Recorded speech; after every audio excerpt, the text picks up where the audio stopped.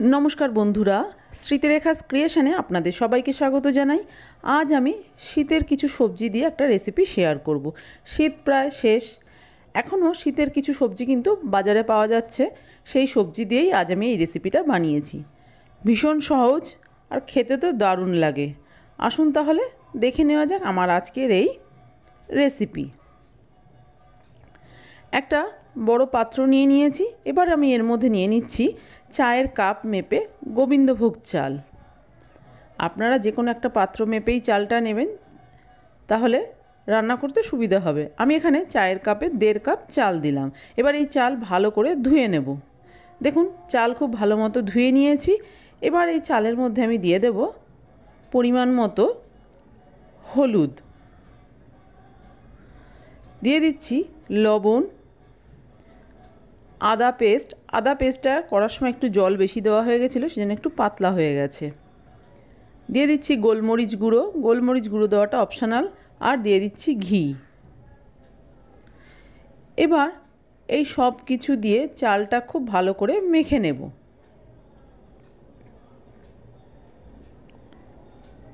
এইভাবে মেখে 15 থেকে 20 মিনিট রেখে দেব ঢাকা দিয়ে। তারপরে রান্নাটা শুরু করব।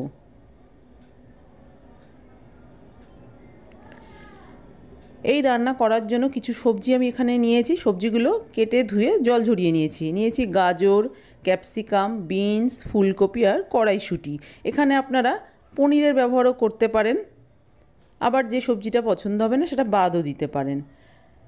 কড়াই গরম করে নিয়েছি। এবার এই গরম কড়াইয়ের মধ্যে আমি দিয়ে দিচ্ছি ঘি। আজ আমি সম্পূর্ণ রান্নাটা ঘি দিয়েই করব, তবে আপনারা চাইলে সাদা তেল ঘি মিশিয়েও রান্নাটা করতে পারেন। ঘিটা খুব বেশি গরম করার কোনো প্রয়োজন নেই। বেশি গরম হলে কিন্তু ঘিয়ের স্বাদ নষ্ট হয়ে যায়। এবার এর মধ্যে আমি দিয়ে দিলাম কাজু এবং কিশমিশ। এই কাজু কিশমিশটা কিছুক্ষণ একটু ভেজে নেব। কাজু কিশমিশ ভাজতে খুব বেশি সময় লাগে না, খুব চটপট ভাজা হয়ে যাবে। গ্যাসের ফ্লেমটা মিডিয়ামে রেখে কাজু কিশমিশটা আমি ভেজে নিচ্ছি। দেখুন ভাজা হয়ে গেছে, কিশমিশগুলো কীরকম ফুলে গেছে। এর থেকে বেশি আর ভাজবো না। এবার এই সব কিছু একটা অন্য পাত্রে তুলে নিচ্ছি।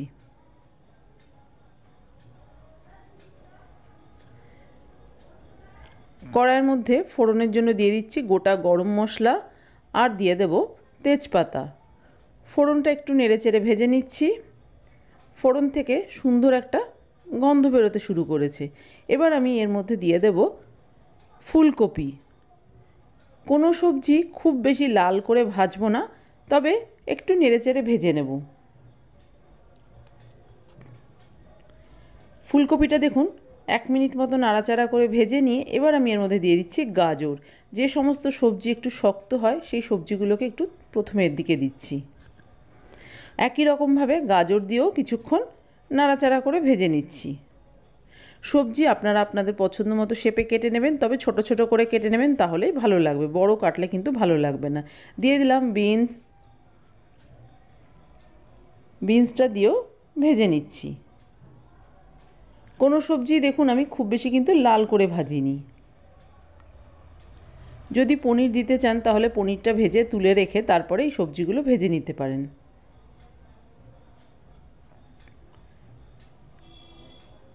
ক্যাপসিকাম দিয়েও বেশ কিছুক্ষণ নাড়াচাড়া করে ভেজে নিয়েছি সব কিছু। এবার আমি এর মধ্যে দিয়ে দিচ্ছি চাল। সম্পূর্ণ চালটা দিয়ে দিলাম। এই চাল দিয়ে খুব ভালো করে ভেজে নিতে হবে। চাল যত ভালো করে ভাজা হবে এই রেসিপি ততটাই ভালো লাগবে খেতে। বেশ কিছুক্ষণ নেড়েচেড়ে ভেজে নিচ্ছি। এখানে আমি ক্যাপসিকাম যখন দিয়েছি তখন ভিডিওটা কোনো কারণে ডিলিট হয়ে গেছে, সেটা আমি এখানে দিতে পারিনি। দেখুন চাল কিন্তু খুব ভালো করে ভেজে নিয়েছি। চাল ভাজতে ভাজতে দেখবেন চালের কালারটা চেঞ্জ হয়ে গেছে, তখনই বুঝতে হবে চালটা ঠিকঠাক ভাজা হয়ে গেছে। দিয়ে দিলাম কড়াইশুঁটি দিয়েও 1 মিনিট মতো একটু নেড়ে চেড়ে নেব। সব কিছু খুব ভালো মতো ভাজা হয়ে গেছে। এবার আমি এর মধ্যে দিয়ে দেব জল। যেই কাপ মেপে আমি এখানে চাল নিয়েছি সেই কাপ মেপেই কিন্তু জলের ব্যবহারটা করব। এই জন্যই বলেছিলাম যে কোনো একটা পাত্র মেপে চালটা অবশ্যই নেবেন। তাহলে এই জল দিতে খুবই সুবিধা হবে। এখানে আমি 1.5 কাপ চাল নিয়েছিলাম, এখন আমি এখানে 3 কাপ জল দিয়ে দিলাম। যতটা চাল তার ডবল কিন্তু জল দিতে হবে। দিয়ে দিচ্ছি স্বাদ অনুযায়ী লবণ, চালেও কিন্তু কিছুটা লবণ মাখিয়ে রেখেছিলাম। প্রথমে গ্যাসের ফ্লেমটা হাইতে রেখে 2 মিনিট রান্না করে নেব।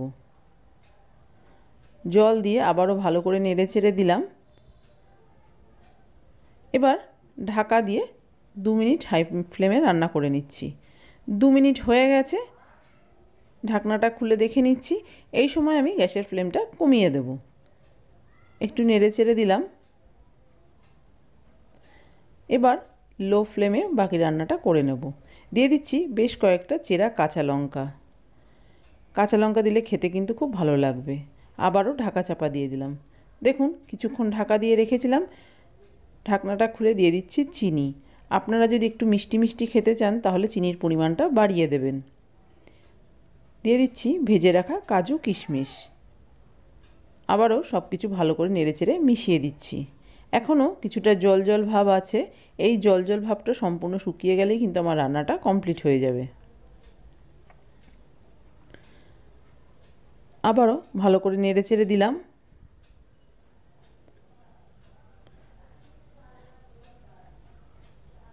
এবার ঢাকা দিয়ে আরও কিছুক্ষণ রান্নাটা হতে দেব। কিছুক্ষণ রান্না করে নিয়েছি, এবার ঢাকনা খুলে দেখে নিচ্ছি। দিয়ে দিচ্ছি গরম মশলা গুঁড়ো আর দিয়ে দেব ঘি। ঘি দিলে খেতে কিন্তু খুব ভালো লাগবে। এই সব কিছু ভালো করে নেড়েচেড়ে মিশিয়ে দেব।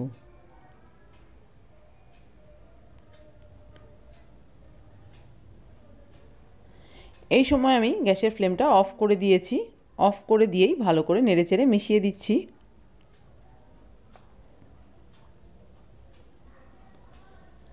ভালো করে এইভাবে মিশিয়ে দিয়ে তারপরে ঢাকা দিয়ে কিছুক্ষণ রেখে দেব।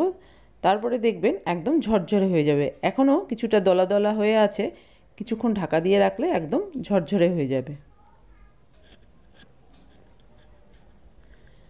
দেখুন প্রায় 5 থেকে 7 মিনিট ঢাকা দিয়ে রেখে দিয়েছিলাম। একদম ঝরঝরে ভেজ পোলাও আমার রেডি হয়ে গেছে। এবার আমি গরম গরম পোলাওটা সার্ভ করে দেব। তৈরি হয়ে গেছে আমার আজকের রেসিপি ভেজ পোলাও। ভীষণ সহজ, চটপট হয়ে যায়। আমরা সবসময় নর্মাল পোলাওটাই বেশি খেয়ে থাকি, তবে এই শীতের সবজি দিয়ে এই পোলাও খেতে কিন্তু ভীষণই ভালো লাগে। যে কোনো রেসিপির সাথে আপনারা এই পোলাও খেতে পারেন, খেতে দারুণ স্বাদ হয়। আমার আজকের এই রেসিপি আপনাদের কেমন লাগলো বাড়িতে করে দেখতে পারেন। ভালো লাগলে একটা লাইক শেয়ার কমেন্ট করবেন। আর আপনি যদি আমার চ্যানেলের নতুন বন্ধু হয়ে থাকেন তাহলে আপনার কাছে একটাই অনুরোধ, আমার চ্যানেলটা সাবস্ক্রাইব করে আমার পাশে থাকার। আপনারা সবাই খুব ভালো থাকবেন। আপনাদের সাথে আমার আবার দেখা হবে অন্য কোনো নতুন ভিডিওতে, নতুন কোনো রেসিপির সাথে।